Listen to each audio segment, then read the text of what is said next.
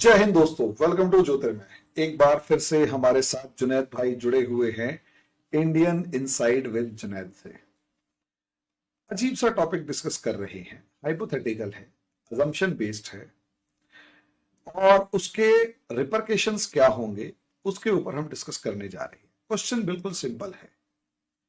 पोखरन अभी नाम आया। पोखरन के अंदर एक इंडिजिनस वेपन्स की बड़ी लंबी चौड़ी एक एक्सरसाइज हुई। छोटी सी बुरी खबर भी थी, छोटी सी, लेकिन जो हमारा खुशी थी उसको वो फीका नहीं कर पाई, क्योंकि दोनों पायलट्स सही सलामत थे। प्लेन क्रैश हुआ लेकिन बाकी सब चीजें नॉर्मल थी। ऐसे में एक सवाल उठा और उठ रहा है कि क्या, क्योंकि कई जगह से भारत पोखरन में कुछ बड़ा करने जा रहा है, एक हेडिंग देखी थी। तो जुनैद भाई ने सवाल आगे बढ़ाया कि हो सकता है कुछ न्यूक्लियर टेस्ट करे। तो हम ये तो नहीं कह रहे कि अरे करेगा या नहीं तो करेगा। हमने सोचा। हाँ, हमें करे नहीं तो। पता जी सर भाई। हमें नहीं हम्म, पता है। तो बिल्कुल सिंपल सवाल फिर यही है, क्या भारत को एक न्यूक्लियर टेस्ट करना चाहिए? और अगर किया तो उसके जियो पॉलिटिकल रिपरकेशंस क्या क्या होंगे, हम उस चीज पर डिस्कशन करने जा रहे हैं। जुनैद भाई बताइए, अगर इंडिया एक और न्यूक्लियर टेस्ट करे तो? सबसे पहले अगर मैं बेसिक से शुरू करूं कि भारत को न्यूक्लियर टेस्ट की रिक्वायरमेंट कब लगी पहली बार, तो जो हम चाइना से जो वॉर हारे थे 62 के बाद से, उस वक्त नेहरू के रिजीम को पहली बार लगा कि हमें कुछ करना चाहिए। फिर उन्होंने भाभा जी को काम पे लगाया, और वो काफी इफिशिएंटली अपना काम कर रहे थे। और फाइनली उनका डेथ होता है, और वो भी इस टाइम पे जब शास्त्री जी का डेथ होता है उसके 8 दिन के बाद से। फिर मोरारजी देसाई की जब सरकार आती है इंदिरा गांधी के इमरजेंसी के बाद से, तो उस टाइम फ्री उससे पहले उन्होंने स्माइलिंग बुद्धा कर दिया था। फिर मोरारजी देसाई की सरकार जब लाई जाती है वेस्टर्न पावर के सपोर्ट से, तो डिपार्टमेंट ऑफ एटॉमिक एनर्जी को खत्म किया जाता है। कोशिश किया जाता है पूरी तरीके से खत्म करने की, वो पूरी तरह से हो नहीं पाता, वो अलग बात है। रॉ के ऑपरेशंस को काफी हद तक कट डाउन किया जाता है। फिर वापस 77 में ये जब सरकार गिर जाती है और फिर इंदिरा गांधी वापस आती है, तो उस टाइम फ्रेम के आसपास इंदिरा गांधी दोबारा से अपना एटॉमिक प्रोग्राम शुरू करती हैं। और जब वो एटॉमिक प्रोग्राम शुरू करती हैं तो उनको रोकने के लिए 80s में खालिस्तान और बाकी चीजें शुरू की जाती हैं। ठीक है, ये भी वेल नोन फैक्ट नहीं है कि खालिस्तान को क्यों शुरू किया गया था, बहुत कम लोगों को पता है। इंदिरा गांधी की प्रॉब्लम ये थी कि वो डिक्टेटरशिप में ज्यादा बिलीव करती थी, डेमोक्रेसी में कम। लेकिन वो नेशनलिस्ट थी, ऐसा मेरा मानना है। और अगर आपको याद हो तो उन्होंने ही कमिटेड जुडिशरी की एक परिकल्पना शुरू की थी कि जो कुछ सुप्रीम कोर्ट के जो जजेस हैं जो दुर्भावना से ग्रसित होके देश हित का नुकसान पहुंचाते थे, उनको दिक्कत करते, मतलब उनको हटाने की कोशिश की थी। वो अलग बात है कि वो सक्सेस नहीं हो पाई थी। फिर अगर हम अगर आ जाए अटल बिहारी वाजपेयी के जमाने में, तो अटल बिहारी वाजपेयी के ऊपर आरएसएस का दबाव था। गोविंदाचार्य जी जो थे आरएसएस के प्रमुख उस वक्त, उन्होंने काफी दबाव डाला, और उनकी दबाव की वजह से भारत ने वो टेस्ट किया था। हालांकि ये बन के तैयार इंदिरा गांधी के रिजीम में ही हुआ था, और इंदिरा गांधी को पता था कि उनको इसीलिए ही मारने की कोशिश की जा रही है। फाइनली वो हमने टेस्ट किए, और टेस्ट हमने पीसफुल न्यूक्लियर एक्सप्लोजन किया, अंडरग्राउंड किया। और उस वक्त बोला गया था कि 25 किलो का हमने एक्सपेरिमेंट किया, टेस्ट किए। जो कि बाद में पता चला कि वो 25 नहीं 60 किलो के टेस्ट थे। तो वट एवर जो भी था, 3 टेस्ट हुए थे, और उससे पहले पोखरन में हमने 2 टेस्ट किए थे, पोखरन 1 में 75 में। तो टोटल 5 टेस्ट किए हमने, और दोनों को मिला के 70 किलो के आसपास होते हैं। हाँ, लेकिन अगर उसके कंपैरिजन में अगर आप जाए, तो चाइना ने कितने टेस्ट किए? तो चाइना ने समवेयर अराउंड 70 टेस्ट किए, लेकिन ऑफिशियली वो 50 टेस्ट का ही बताता है, और विकिपीडिया पे आपको 50 ही मिलेगा। और उसने टोटल साइज ऑफ टेस्ट जो किए वो 4000 किलो के किए, और हमने कहा 70 किलो के टेस्ट किए। सिर्फ 22 उसने टेस्ट ऐसे किए जो कि स्पेस में थे, जिसको एटमॉस्फेरिक टेस्ट बोलते हैं। उसके अलावा अगर यूएस में जाए तो 15,000 के आसपास यूएस ने टेस्ट किए, 15,000 किलो के। और सबसे ज्यादा यूएसएसआर ने 50,000 किलो के, और हमारा पड़ोसी मुल्क जो है उसने 32 किलो के 2 टेस्ट किए थे। एक्चुअल में वो 6 बोलते हैं, लेकिन उन्होंने 2 ही टेस्ट किए थे। नॉर्थ कोरिया ने भी 6 टेस्ट किए, लेकिन 250 किलो के। तो ये सिनेरियो रहा। अब प्रॉब्लम कहाँ आती है? देखिए, हम आज के टाइम में भारत न्यूक्लियर ट्रायड है और हर तरह से सक्षम है न्यूक्लियर रिटेलिएट करने की। लेकिन बात जब सेकेंड स्ट्राइक कैपेबिलिटी की आती है, तो we are capable of second strike capacity.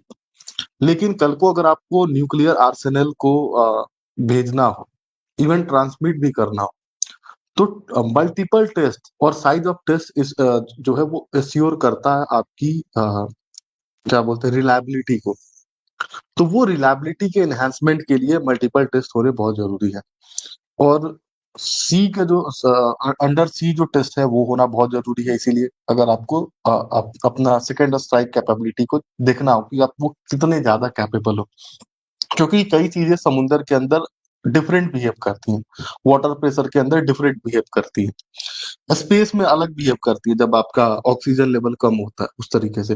तो इसलिए इन्वायरमेंटल टेस्ट होने बहुत जरूरी है, ओवर द सरफेस टेस्ट होने बहुत जरूरी है, अंडर वाटर टेस्ट होने बहुत जरूरी है। तो इसलिए मेरा मानना है कि हाँ, टेस्ट होने चाहिए। अब जो आपका अगला सवाल है कि टेस्ट होने के बाद क्या, तो भारत पे पूरी दुनिया से कुछ ना कुछ स्टेटमेंट्स आएंगे और हल्की फुल्की बातें भी होंगी, यूएन यूनियन में चलेगा, लेकिन भारत पे उसका बहुत ज्यादा असर पड़ेगा नहीं। ठीक है। लेकिन किसी टाइम फ्रेम में पाकिस्तान के ऊपर भी दबाव बनेगा कि आपको भी टेस्ट करना चाहिए, और वहां के लोग का दबाव होगा। पाकिस्तान एटॉमिक एक्सप्लोजन की स्थिति में होगा नहीं, पहली बात, कि उसके ऊपर पूरी दुनिया से दबाव होगा कि आप ना करें। दूसरी बात जो मैंने पहले भी बोली है कि पाकिस्तान के पास एटॉमिक आर्सेनल है नहीं, लेकिन they are capable of making nuclear material. Enrichment के लिए वो कैपेबल है, उनके पास फैक्ट्रियां हैं अभी भी। और लास्ट 2 महीने पहले वो फिर पकड़े गए थे डेरा गाजी खान में माइनिंग करते हुए। माइनिंग कर रहे थे और यूएस की सैटेलाइट्स ने पकड़ा था, तो उनको रोका गया था कि आप माइनिंग ना करें। तो वो माइन करके इनरिच करके दोबारा बनाने की कोशिश कर सकते हैं। ठीक है। ईरान का जो न्यूक्लियर प्रोग्राम है उसमें बस एक ही प्रॉब्लम है कि उसके पास इनरिच यूरेनियम नहीं है, बाकी उसके पास सब कुछ है। उसको इनरिच यूरेनियम मिल जाए तो कुछ भी कर सकता है। लेकिन पाकिस्तान के पास इनरिचमेंट की प्रॉब्लम नहीं है, क्योंकि उनके यहाँ यूरेनियम सफिशियंट क्वांटिटी में होता है, तो वो इनरिच करके कर सकते हैं। अब बाकी मैंने ही थ्योरी दी थी कि इनके पास एटॉमिक बम नहीं है, और फिर भी अगर जैसे तैसे करके इन्होंने कर लिया, तो जो सैंक्शंस लगेंगे और पूरी दुनिया से जो दबाव आएगा वो ये झेल नहीं पाएंगे। और नहीं किया तो अवाम जो जूते मारेगी उसको भी नहीं झेल पाएंगे। क्रेडिबिलिटी क्राइसिस पाकिस्तान में जबरदस्त लेवल का क्रिएट हो जाएगा।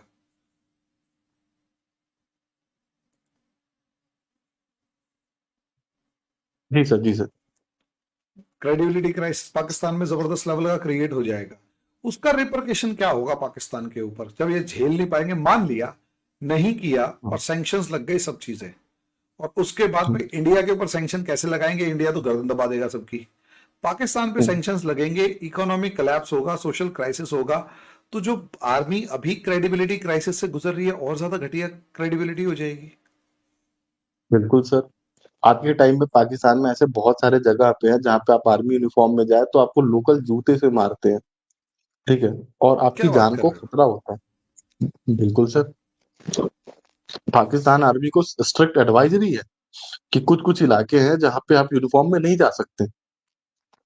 ठीक है। और फौजी थड़े यूनिफॉर्म नहीं पहनते, नीचे जूता लगा के घूम रहे होते हैं फौज वाला। तो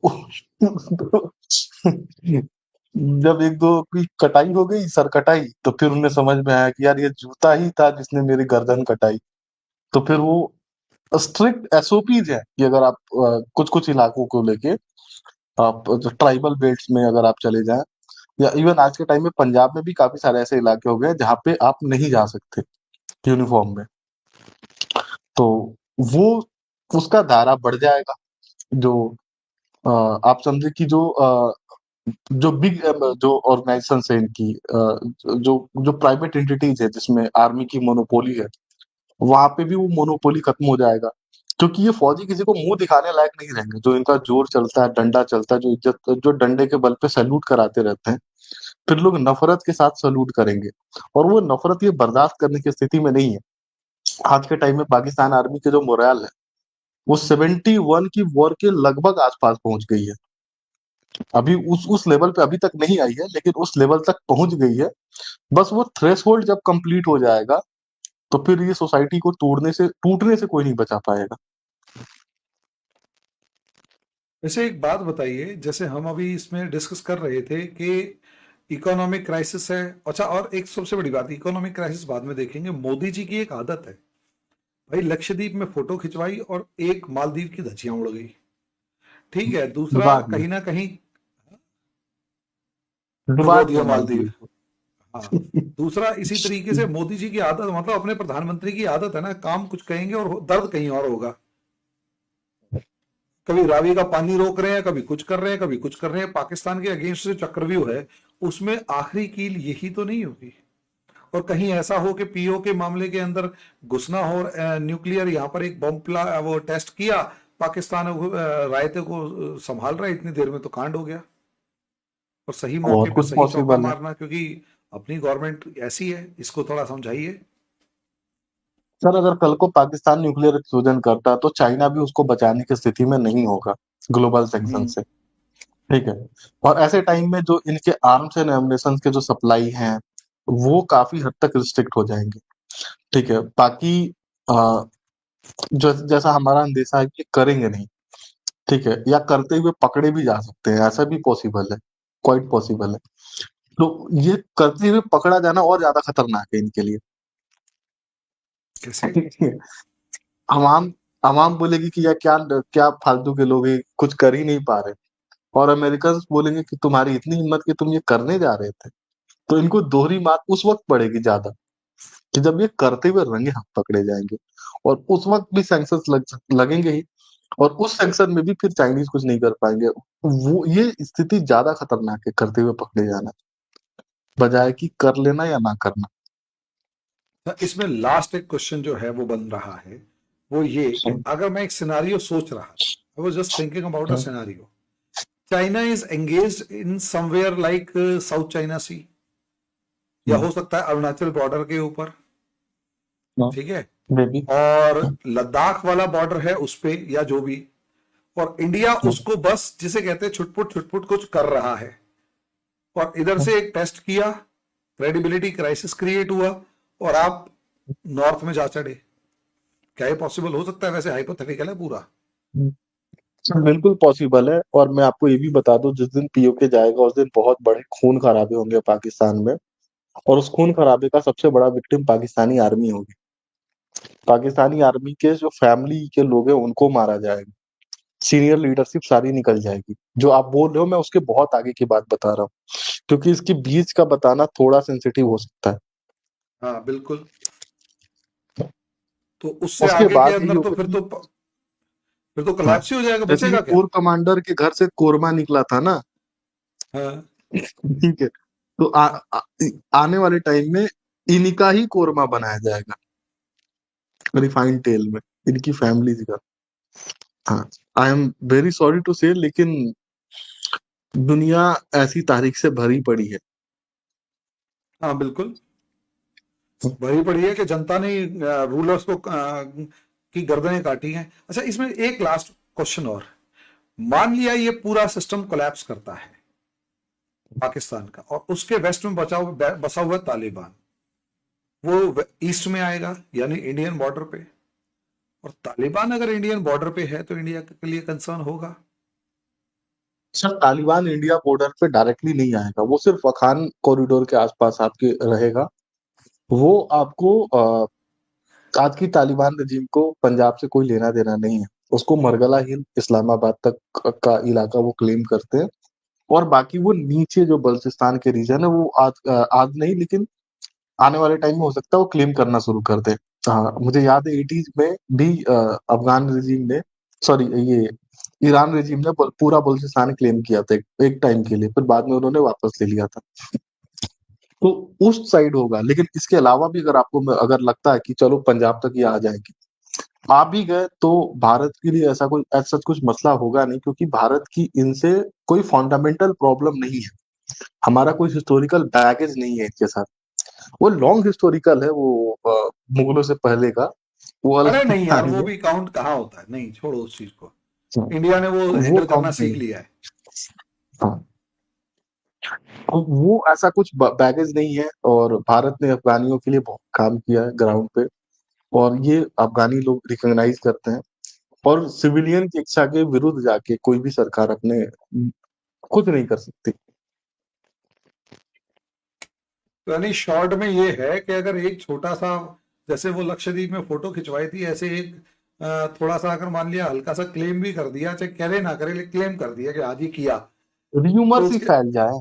रूमर्स ही फैल जाए, सही में रूमर्स ही फैल जाए, तो भी पता नहीं क्या का क्या हो जाएगा। यहाँ तो पाकिस्तान जो है वो तो एक बिल्कुल ब्लास्टिंग सिचुएशन में बैठा हुआ है, और हालत तो फिर खराब ज्यादा ही हो जाएगी। बिल्कुल सर। तो इसका तो खैर ये भी एक तरीका है भाई हैंडल करने का। चलो ठीक है भाई, इस चीज को हम देखेंगे कि आगे क्या होता है। सिचुएशंस काफी खराब है। भारत ने जो जी अच्छा। Nuclear policy, nuclear agreement sign किया था अमेरिका से, उसका बहुत ज्यादा बेनिफिशियरी अमेरिकन नहीं हुए थे, रशियंस हुए थे। फ्रांस हुआ था, रशियंस। हाँ, हाँ, फ्रांस भी हुआ था, ऑस्ट्रेलिया भी हुआ था, लेकिन सबसे बड़े बेनिफिशियरी रशियंस हुए थे। और एक और चीज है कि भारत ने सिर्फ रसिया से बेनिफिट नहीं ली उस एग्रीमेंट के दबाव में, और भी आस पड़ोस की कंट्री को भी बेनिफिट कराया, जिसमें बांग्लादेश का भी है। हम्म। बांग्लादेश को न्यूक्लियर आर्सेनल भारत की वजह से ही मिला, और भारत की मध्यस्थता में ही मिला। वो G20 में सारे लीडर्स आए हुए थे, उनका बहुत दबाव था कि आप ये क्यों करा रहे हो, लेकिन वो घुटनों पे बैठा दिया रूसी सुनक के कि जाओ मिल के आओ, दीदी है तुम्हारी। दीदी है तुम्हारी, मिल के आओ जरा। जाना पड़ा भाई साहब को। ठीक है। ये गजब हो तो गया। आने वाले टाइम में अगर इस तरह की अगर परिस्थिति बनती है, तो भारत कुछ टाइम के लिए अपना गियर शिफ्ट करेगा, और थोड़े टाइम के लिए अमेरिकन को कुछ पीनट्स, क्योंकि ये जो आपकी ये जो family, I forgot, Clinton family, Clinton family is the trade off nuclear enrich uranium. तो उनको अगर कुछ बिजनेस मिल जाए, तो वो लॉबिंग कर लेंगे यूएस में ठीक ठाक। हाँ, Clinton Clinton family nuclear. In business, हाँ, एनरिचमेंट के बिजनेस में है, बिल्कुल सर। यार क्लिंटन तो कह रहा था यार मेरे पास पैसे भी नहीं है, तनख्वाह पे पेंशन पे जी, पेंशन भी नहीं है, जो पैसे मिले थे बस वही खर्च होने वाले हैं। वो तो बड़ा बेचारगी सा दिखा रहा था। वे यार ये तो बड़े खतरनाक हैं। ऐसे ही थोड़े चल रहे हैं। खैर, इस डिस्कशन को यहीं रखते हैं। अगले वीडियो में अगले टॉपिक पे डिस्कशन करेंगे। जुनैद भाई की रिविलिएशंस बड़ी खतरनाक होती हैं। मैं हिल जाता हूँ, ये होता क्या है क्या भाई। अल्टीमेटली बहुत सारी चीजें किताबों में नहीं, और पता नहीं कौन कौन से डार्क नेट पे, डार्क वेब पे होती हैं, और ये बैठे बैठे सर पढ़ते रहते डार्क हैं। वेब, डार्क नेट पे नहीं होती है कुछ इन्वेस्टिगेटिव में, हम आप इसको बोल सकते हैं कि ये पार्ट ऑफ माय इन्वेस्टिगेशन है, और ये हम्म। बहुत एक्सपेंसिव प्रोसेस होता है इन्वेस्टिगेशन भी।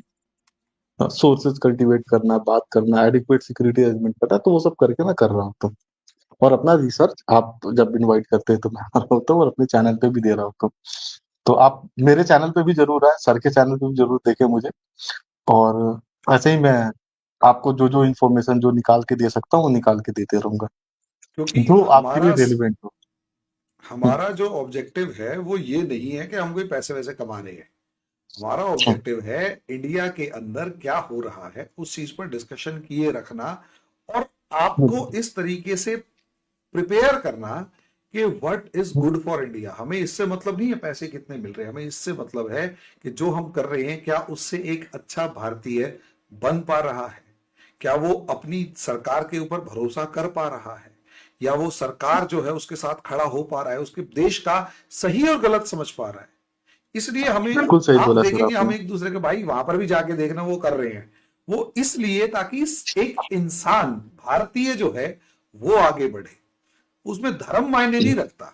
लोग मेरे ऊपर आरोप लगाते हैं कि सर आप मुस्लिम्स के अगेंस्ट है। अगर मैं मुस्लिम्स के अगेंस्ट होता तो मेरे चैनल पे जुनैद, जावेद, यास्मीन, ये कोई भी नहीं होता। मुझे मुसलमान से प्रॉब्लम नहीं है, मुझे उस रेडिकल माइंडसेट से प्रॉब्लम है जो दूसरों की एग्जिस्टेंस को मानता ही नहीं है। भाई मैं बिल्कुल सही जुनैद का बात। सम्मान करूंगा, जुनैद मेरा सम्मान करेगा, हमें कोई प्रॉब्लम थोड़ा ना है। हाँ, हमारा काम है इंसान हिंदुस्तानी बनाना, भारतीय बनाना, उसको सही रास्ता दिखाना, हम उसके ऊपर एफर्ट कर रहे हैं। तो दोनों के चैनल्स के ऊपर हम जो एफर्ट करते हैं, दोनों को सपोर्ट सर कीजिए। लास्ट में मैं एक और चाहे, चीज ऐड करूंगा, हाँ आपने जी, बहुत खूबसूरत बात बोली। एक्चुअल में मेरा भी जो सर ने बोला वही उद्देश्य है। और देखिए, मैं पर्सनली मानता हूँ कि अगर आपको किसी भी राष्ट्र को सशक्त करना है ना, तो वहाँ के लोगों को जागरूक करना आपकी जिम्मेदारी बनती है पहले। लोग जागरूक होंगे तभी चीजें समझ पाएंगे, सही गलत का डिसीजन ले पाएंगे। और जो भारत के खिलाफ जो षड्यंत्र हो रहे हैं उन चीजों को समझ पाएंगे, और वो डिसीजन ले पाएंगे कि भारत के हित में क्या अच्छा है क्या अच्छा नहीं है। तो इसलिए वो जन जागृति के लिए ये सारा हम लोग का, आपका और हमारा एफर्ट है। और आप हमारे हमें सुनते हैं, लाइक करते हैं, दूसरों को शेयर करते हैं, उसके लिए बहुत बहुत धन्यवाद। और आप कमेंट जरूर करें, क्योंकि उससे भी हमें काफी कुछ जानने चीज समझने को मिलता है। अगर लगे हाथ में एक चीज और कंफर्म कर दूं, हमारे ऊपर बड़े सारे एलिगेशन ये लगते हैं कि आप लोग पाकिस्तानी चैनल्स पर क्यों जाते हैं। अरे जुनाद भाई आप बताओ, फिर मैं बताऊंगा हम पाकिस्तानी चैनल्स पर क्यों जाते हैं। सर इसका सीधा जवाब यही होगा कि आप देखना बंद कर दो, हम जाना बंद कर देंगे। आप देखते हो तभी हम जाते हैं। हम जाते हैं ताकि जो फ्लो ऑफ इंफॉर्मेशन है, जो नैरेटिव जो वहां से निकल के आ रहा है, उसको फिक्स किया जा सके। हम्म। उसमें मेरा जवाब ये है कि जब जहां तक आप ही की बात को आगे बढ़ाएंगे, जहां हम बैठे होंगे भारत के खिलाफ, पाकिस्तानियों को बोलने नहीं देंगे। उनकी गर्दन वहीं दबा दी जाएगी बातों के अंदर, अगर उन्होंने एक शब्द पाकिस्तान ने भारत के खिलाफ गलत बोला। हम वहां होंगे ही नहीं, तो वो कुछ भी बोल के निकल बिल्कुल जाएंगे रेट। और कोई भी नैरेटिव सेट करके निकल जाएंगे। हम तो पता, हम तो है ही नहीं वहां पे। हम या मेरे जैसा कोई, हम जैसा कोई अगर वहां मौजूद है तो इनकी गर्दन दबाए रखेगा, बिल्कुल उनको बोलने नहीं देगा, उनको काउंटर ऐसा करेगा कुछ कहने की हद नहीं। नहीं तो वो अपना नैरेटिव इंडियंस के दिमाग में बिठाकर कुछ भी कर जाएंगे। And this is information warfare, वो तो कुछ भी हो सकता है। जी जुनैद भाई आप कुछ कह रहे थे। बिल्कुल बिल्कुल सर। सर आप रहेंगे नहीं तो काउंटर कैसे करेंगे, अपना पॉइंट ऑफ व्यू कैसे रखेंगे। और अगर आप देखना बंद कर सकते हो तो आप हमें भी देखना बंद कर दोगे उधर, सीधी सी बात है। हमें भी कोई शौक नहीं था आने का यूट्यूब पे, लेकिन हमारी तो बल्कि लड़ाई और हो जाती है, कई बार ऐसा होता लेकिन है, कई से। मैं एक्सीडेंटली बताना मैं भी आ गया चाहूंगा, ना। हाँ, मैं भी एक्सीडेंटली यूट्यूब पे आया ना। मैं भी तो बैठ के देख रहा था ना कि क्या प्रोपेगेंडा हो रहा है, तो मुझे भी आना पड़ा। देखा और सरकार मैं अपनी काम कर रही है। हाँ जी सर, पहले आप कंप्लीट कर ले। मैं एक चीज ये कह रहा था, कई तो मेरे कम से कम 4 से 5 वीडियोस ऐसे हैं जिन्होंने पैनल डिस्कशन के अंदर किसी को बुलाया, मैंने उनको ऐसा हड़काया कि पाकिस्तानियों की हिम्मत नहीं हुई वो वीडियो रिलीज करने की, और मैंने उनके चैनल पे जाना छोड़ दिया कि पहले तुम ये बताओ वो वीडियो मैंने डाला कि सर प्लीज समझो, नहीं जाता है कि पहले उस वीडियो को रिलीज कर, और वो है का वो बता, नहीं तो मुझे दे। क्यों? क्योंकि उनकी वो उतारी कि भाई उनकी हिम्मत नहीं पड़ी कि उस वीडियो को रिलीज कर सके। तो कई हमारे भाइयों को लगता है कि हम कुछ गलत कर रहे हैं, भैया गलत नहीं कर रहे।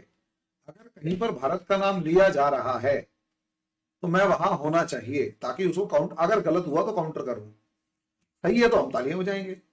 जी आप कुछ कह रहे थे। बिल्कुल सही बात है सर, इसके अलावा और कुछ नया ऐड करने को नहीं है। हाँ, इसी के साथ कंक्लूड कर सकते हैं, और अगले वीडियो में तो जरूर मिलेंगे। ठीक। अगले वीडियो में मिलते हैं, धन्यवाद।